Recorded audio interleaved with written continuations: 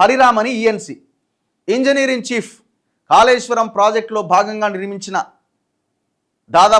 దాదాపుగా 30-40% పనుల్లో వీడు వాడని ఎందుకు అంటున్నాం అంటే జనం సొమ్ముని దిగమింగిరు దొంగలు. ఏసీబీ రైడ్స్ చేస్తే 100 కోట్లకు పైగా అక్రమాస్తులు సంపాదించిండు ఒక ఇంజనీర్. 2 లక్షలు 3 లక్షల జీతం వచ్చే ఈ దొంగ దాదాపు 100 కోట్లకు పైన ఆస్తులు సంపాదించిండు. ఎక్కడి నుంచి వచ్చినాయి? కేసీఆర్ ఫామ్ హౌస్ పక్కనే ఇదే మర్కుక్లో ఎకరాలకు ఎకరాల స్థలం భూములు కొనుక్కున్నారు. వీనికి ఉన్నది, కేసీఆర్కు ఉన్నది, హరీష్ రావుకు ఉన్నది, సంతోష్ రావుకు ఉన్నది, ఇంకా కల్వకుంట్ల ఫ్యామిలీకి సంబంధించిన వాళ్ళకి చాలామందికి అక్కడ భూములు ఉన్నాయి. కానీ 14 గ్రామాల ప్రజలు మల్లన్న సాగర్లో, కొండపోచమ్మ సాగర్లో భూములు కోల్పోయి ఆర్&ఆర్ కాలనీలో ఎంతోమంది ఆత్మహత్యలు చేసుకుంటూ గుండెపోట్లతో చనిపోతూ నరకం అనుభవిస్తున్నారు. ఈ పాపం, ఈ ఉసురు ఊరికే పోతుందా మీకు? ఉన్న ఫలంగా ప్రశాంతంగా ఉన్న జీవితాల్లో వాళ్ళ కుటుంబాల్లో అలజడి సృష్టించి అందులో హరీష్ రావు పాత్ర చాలా కీలకం. మళ్ళీ ఆయననే వెనకేసుకురావాల్సిన అవసరం లే. ఈ హరీష్ రావు కలెక్టర్గా పనిచేసిన, ఆనాడు కలెక్టర్గా పనిచేసి ఈనాడు ఎమ్మెల్సీగా ఉన్న వెంకట్రామరెడ్డి మెదక్ ఎంపీగా పోటీ చేసిండు. వీళ్ళందరూ కలిసి ఇట్లాంటి ఇంజనీర్లు 14 గ్రామాల ప్రజల ఉసురు తీశారు. చివరికి వాళ్ళకి పరిహారం కూడా ఇవ్వలే. ఈ దొంగలంతా పరిహారం కూడా చక్కగా ఇవ్వలే. వీళ్ళు మాత్రం 100 కోట్లు వెనకేసుకుపోయారు. దీనికి క్షమించాలా? ఎవరి నియోజకవర్గం ఇది? మళ్ళీ ఇప్పుడు ఈయన మీటింగ్ నిర్వహించి ఈయన నియోజకవర్గమే గజ్వేల్. ఇది ఒక్కటే కాదు, చాలా ప్రాంతాలు ఇప్పుడు నిజామాబాద్ ఏరియాల్లో కూడా కొన్ని ప్యాకేజీల్లో భాగంగా భూములు కోల్పోయారు రైతులు. సిరిసిల్లలో భూములు కోల్పోయారు, సిద్దిపేట ఏరియాలో భూములు కోల్పోయారు. జనాలేమో భూములు కోల్పోయారు, కనీసం వాళ్ళకి పరిహారం కూడా రాలేదు. ఈ దొంగలు మాత్రం 100 కోట్ల ఆస్తులు వెనకేసుకున్నారు. ఒక్కసారి ఈ వార్త చూడండి. ఏసీబీ వలలో 100 కోట్ల తిమింగలం. అక్రమార్జన అభియోగాలపైన కాళేశ్వరం ఈఎన్సీ హరిరామ్ అరెస్ట్ చేసి రిమాండ్కి తరలించారు. రిమాండ్ చేసింది కోర్టు. రాష్ట్రంలోని 14 ప్రాంతాల్లో సోదాలు, బయటపడ్డ బండారం. ప్రాథమిక దర్యాప్తులో 100 కోట్లకు పైగా ఆస్తులు. అమరావతిలో వాణిజ్య స్థలాలు, కమర్షియల్ ప్లేసెస్ ఉన్నాయట. హైదరాబాద్ శివార్లలో స్థిరాస్తులు. పలు ఇరిగేషన్ ప్రాజెక్టుల నిర్మాణంలో ఆయనది కీలక పాత్ర. కాళేశ్వరం ఎత్తిపోతల ప్రాజెక్టులో ముఖ్య భూమిక పోషించిన నీటిపారుదల శాఖ గజ్వేల్ ఈఎన్సీ బూక్యా హరిరామ్ను అవినీతి నిరోధక శాఖ అరెస్ట్ చేసింది. భారీగా అక్రమాస్తులు కూడబెట్టారనే అభియోగాల నేపథ్యంలో శనివారం ఉదయం నుంచి సోదాలు చేపట్టిన ఏసీబీ సాయంత్రం అరెస్టు చేస్తున్నట్టుగా ప్రకటించింది. శనివారం రాత్రి వరకు గుర్తించిన అక్రమాస్తుల విలువ సుమారు 100 కోట్లకు పైగా ఉంటుందని ప్రాథమికంగా అంచనా వేశారు. సోదాలు ఇంకా కొనసాగుతున్నందున మరిన్ని అక్రమాస్తులు బయటపడే అవకాశం ఉందని, అక్రమాస్తుల వాస్తవ విలువ భారీగా ఉంటుందని ఏసీబీ వివరించింది. విల్లాలు, స్థలాలు, పొలాలు. హరిరామ్కు భారీగా అక్రమాస్తులు ఉన్నట్టు ఏసీబీ తనిఖీల్లో బయటపడ్డది.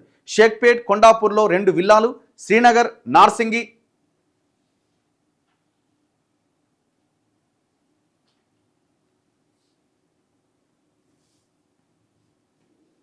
ఎక్కడుంది ఇది? పైదేనా?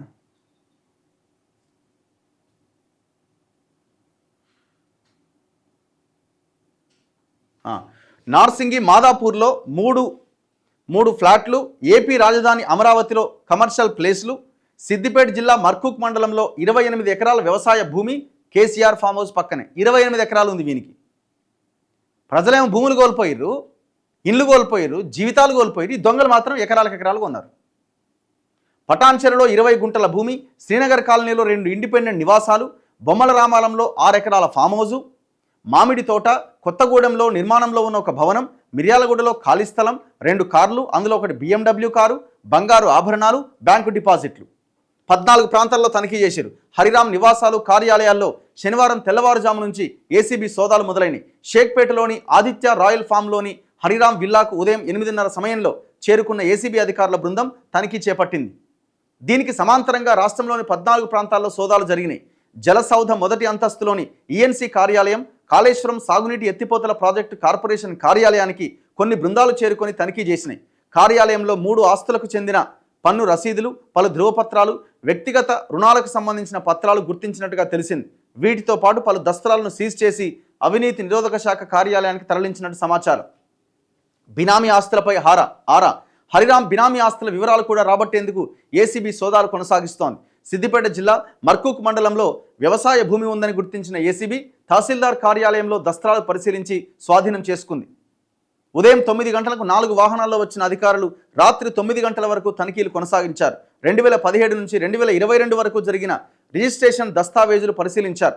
వాటిలో హరిరామ్కు సంబంధించిన వ్యక్తుల పేరు మీదన పలు డాక్యుమెంట్లు లభ్యమైనవి. ఆయనకు బినామీగా ఒక స్థిరాస్తి వ్యాపారి వ్యవహరించినట్లుగా ఏసీబీ అధికారులు అనుమానిస్తున్నారు. అంటే ఓ రియల్ ఎస్టేట్ వాడు బినామీగా ఉన్నాడంట. అంటే వీడు రియల్ ఎస్టేట్లో పెట్టుబడి కూడా పెట్టిండు దోపిడీ చేసిన సొమ్ముతోని.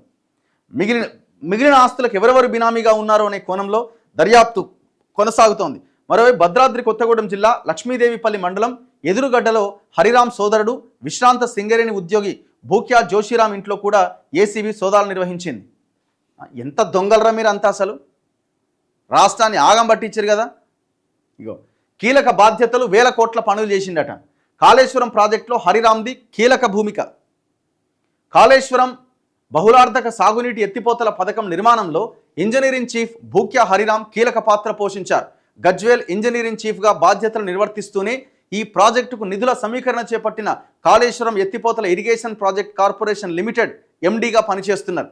కాళేశ్వరం ప్రాజెక్టును రీడిజైన్ చేయకముందు చేపట్టిన బిఆర్ అంబేద్కర్ ప్రాణహిత చేవెళ్ల సుజల స్రవంతి ఎత్తిపోతల పథకం పనులకు కూడా ఆయన చీఫ్ ఇంజనీర్గా పనిచేశారు. కాళేశ్వరం కార్పొరేషన్కి ఎండీ. ప్రాణహిత చేవెళ్ల ఎత్తిపోతలలో మొదట ప్రతిపాదించిన తుమ్మిడిహెట్టికి బదులు నీటిని తీసుకునే ప్రాంతాన్ని మేడిగడ్డకు మార్చారు. రీడిజైన్లో భాగంగా కాళేశ్వరం ప్రాజెక్టు కింద ఈ నిర్ణయం తీసుకున్నారు. కాళేశ్వరం ప్రాజెక్టు సీఈగా హరిరామ్ బాధ్యతలు తీసుకొని ఈ మార్పుల ప్రక్రియలో కీలక పాత్ర పోషించారు. అనంతరం ప్రభుత్వం ఈఎన్సీగా పదోన్నతి కల్పించింది. దీంతోపాటు ఈ ప్రాజెక్టుకు నిధుల సేకరణకు ఏర్పాటు చేసిన కేఎల్ఐపిసిఎల్కు అంటే కాళేశ్వరం కార్పొరేషన్కి ఎండీగా నియమించగా ఇప్పటికీ ఆయన కొనసాగుతున్నారు. మరి ఈ గవర్నమెంట్ కూడా 16 నెలలు అయింది, ఇప్పటికి కూడా ఆయన్ని ఎట్లా కొనసాగిస్తారండి? ఇంకా నయం ఇప్పుడు మేలుకొని ఏసీబీ రైడ్స్ జరిగినాయి. 2017 ఫిబ్రవరి 15వ తేదీ నుంచి 2022 మార్చి 28వ తేదీ వరకు కేఎల్ఐపిసికి వివిధ సంస్థలు రుణాలు ఇచ్చినాయి. Union bank of India consortium, Punjab national bank consortium, bank of Baroda consortium, power finance corporation, rural electrification corporation, ఈ రెండు కూడా కేంద్ర ప్రభుత్వ సంస్థలు. అండ్ నాబార్డ్ సంస్థలు అప్పులు సమకూర్చిన జాబితాలో ఉన్నాయి. ఈ సంస్థలతో సంప్రదింపులు, ఒప్పందాలన్నీ కేఎల్ఐపిసి ఎండీగా హరిరామే నిర్వహించారు. కాళేశ్వరం ప్రాజెక్టుకు 2022 మార్చి నాటికి 86,788 కోట్లు ఖర్చు పెట్టగా దానిలో అప్పుల వాటానే 64.3%. 2022 మార్చి వరకు 55,807 కోట్ల మొత్తం నిధులను ఆయా సంస్థలు విడుదల చేశాయి. కాళేశ్వరం ఎత్తిపోతలలో మొదట చేపట్టిన 2 టీఎంసీలతో పాటు అదనపు టీఎంసీ పనులతో కలిపి హరిరామ్ పరిధిలో దాదాపు 35,000 కోట్ల పనులు జరిగినాయి. మధ్యమానేరు జలాశయం నుంచి అంటే మిడ్మానేరు నుంచి ఎగువ భాగానికి అంటే కొండపోచమ్మ సాగర్ వరకు గజ్వేల్ ఈఎన్సీ పరిధిలోకి వస్తుందని నీటిపారుదల వర్గాలు పేర్కొంటుండగా ఈ పరిధిలో అనంతగిరి జలాశయం, శ్రీ రంగనాయక సాగర్, మల్లన్న సాగర్, గంధమల్ల, బస్వాపూర్ జలాశయాలున్నాయి. 7 ప్రధాన పంప్ హౌజుల నిర్మాణం కూడా ఈ పరిధిలోనే ఉన్నది. అదనపు టీఎంసీకి సంబంధించిన పనులు కూడా ఉన్నాయి. ఇప్పుడు దీని లింక్ ఎక్కడిది? ఇప్పుడు ఇన్ని పైసలు ఎక్కడ వచ్చినాయి? ఈ కాంట్రాక్టర్ ఎవడు? మెగా కృష్ణారెడ్డి. మరి ఈయననే 100 కోట్లు సంపాదించిందంటే ఎట్లా సాధ్యమైంది? కాంట్రాక్టర్ ఎవరు? మెగా కృష్ణ. మరి మెగా కృష్ణారెడ్డికి సంబంధం లేదా? మెగా కృష్ణారెడ్డి అవినీతికి పాల్పడలేదా? లింక్ ఇది చైన్ సిస్టమ్. ఇది ఒక లింక్. అంటే కాంట్రాక్టర్కి లబ్ధి చేకూర్చి ఆ కాంట్రాక్టర్ ద్వారా 100,000 కోట్ల రూపాయలు వీళ్ళ ఖాతాల్లో వేసుకున్నారు. మరి కాంట్రాక్టర్ని శిక్షించాల్సిన అవసరం లేదా? మనం ఈ కేసు కూడా ముందుకు పడదా అంటే మళ్ళీ క్వశ్చన్ మార్కే. ఏసీబీ రైడ్ జరిగినాయి, వాళ్ళు కాంప్రమైజ్ అయితే ఎందుకు చేస్తారని అంటే మరి ఇది ముందుకు తీసుకెళ్లాలా? దీని లింక్ మెగా కృష్ణారెడ్డి మీద యాక్షన్ తీసుకోవాలి. మెగా కృష్ణారెడ్డికి లబ్ధి చేకూర్చడం వల్లనే మెగా కృష్ణారెడ్డి ద్వారా ఈ హరిరామ్ కూడా లబ్ధి పొందిండు.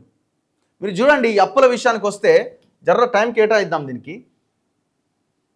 ఎక్కడ ఇది డౌన్లోడ్స్?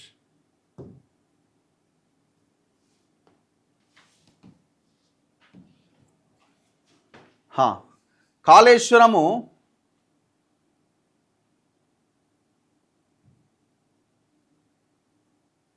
One second.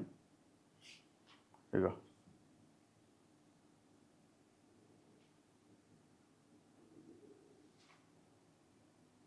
వీళ్ళు తెచ్చిన అప్పులు ఎన్ని కోట్లు అంటే చాలా క్లియర్గా ఉన్నాయి.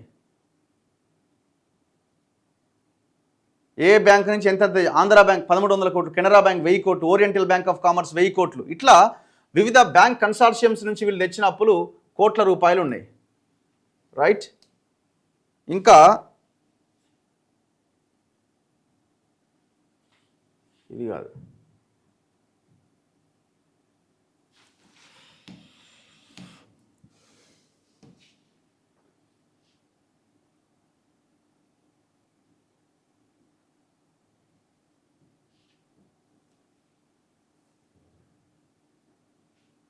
ఇగో చూడండి, ఇది Kaleshwaram irrigation project corporation limited. దీంట్లో ఏ బ్యాంక్ నుంచి ఎంతెంత లోన్లు తెచ్చిరు, ఎట్టెట్ట తెచ్చిరు అనేది చాలా క్లియర్గా ఉంటుంది. యూనియన్ బ్యాంక్ ఆఫ్ కన్సార్షియం నుంచి దాదాపు 7,400 కోట్ల అప్పు తెచ్చారు. ఇదంతా వీడి హరిరామ్ ఘాట్ పరిధిలోనే జరిగింది. పంజాబ్ నేషనల్ బ్యాంక్ కన్సార్షియం నుంచి 11,400 కోట్ల అప్పు తెచ్చారు. బ్యాంక్ ఆఫ్ బరోడా నుంచి 2,150 కోట్లు. పవర్ ఫైనాన్స్ కార్పొరేషన్, ఇది కేంద్ర ప్రభుత్వ సంస్థ, దీని నుంచి 12,796 కోట్లు. పవర్ ఫైనాన్స్ కార్పొరేషన్ మళ్ళీ ఒక 2,427 కోట్లు. అదే పవర్ ఫైనాన్స్ కార్పొరేషన్ 5,839 కోట్లు. మళ్ళీ పిఎఫ్సి సేమ్ 4,247, 2,424, ఇంకొకసారి 10,000 కోట్లు. నాబార్డ్ నుంచి 1,500, 4,674, 2,051. రూరల్ ఎలక్ట్రిఫికేషన్ కార్పొరేషన్ 4,600 ఒకసారి, 11,000 ఒకసారి, 14,000 ఒకసారి. ఈ రకంగా లోన్లు తెచ్చిరు. ఇక్కడ విషయం ఏంటంటే లోన్లు తెచ్చిరు బాగానే ఉంది, సరే అప్పు తెచ్చి కట్టిరు అనుకుందాం. ఎంత పర్సెంటేజ్కి ఇంట్రెస్ట్ తెచ్చిరు అనేది చాలా కీలకమైన పాయింట్. ఇక్కడ త్వరితగతిన లోన్లు కావాలని చెప్పి ఒక్కసారి రేట్ ఆఫ్ ఇంట్రెస్ట్ చూడండి. 8.25, 8.25, 8.25, 9.20, 9.45, 10.41, 10.90. అంటే అత్యధిక శాతం లోన్ పర్సంటేజ్ ఎంత? 11% లోన్లు తెచ్చారు. పర్సనల్ లోన్లు కూడా గింతే శాతానికి దొరుకుతాయి మనకి బ్యాంకులలో. అంటే ఇన్ని వేల కోట్లు గవర్నమెంట్ లోన్లు తీసుకొచ్చింది, దాదాపుగా 11% ఇంట్రెస్ట్కి తెచ్చారు.